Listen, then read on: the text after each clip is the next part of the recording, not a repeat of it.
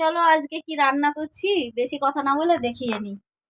নারকোল কুড়া হয়ে গেছে, তো এবার গুড় দিয়ে দেবো। এই যে গুড় দিয়েছি, এবার গুড়টা দিয়ে মাখিয়ে নিব। মাখানো, এবার গ্যাসে চাপিয়ে দিলাম, জাল দিই, বসিয়ে দিয়েছি, ফুটছে। তো এটা হোক, তারপরে আবার আসছে। হয়ে গেছে, এবার নামিয়ে নিব। তো এরকম যখন দলা পেকে আসে তখন নাড়ুর পাকটা হয়ে যায়। তো এবার নামিয়ে নিব। এটা তো হয়ে গেছে, নামিয়ে নিলাম। এবার একটু ঠান্ডা হবে, তারপরে নাড়ুটা বাঁধবো। নাড়ু বাঁধছি, এই দেখো নাড়ু বাঁধা কমপ্লিট। এই যে, তো কারা এরকম ভাবে নাড়ু তৈরি করো আমাকে কমেন্ট করে জানিও। টাটা।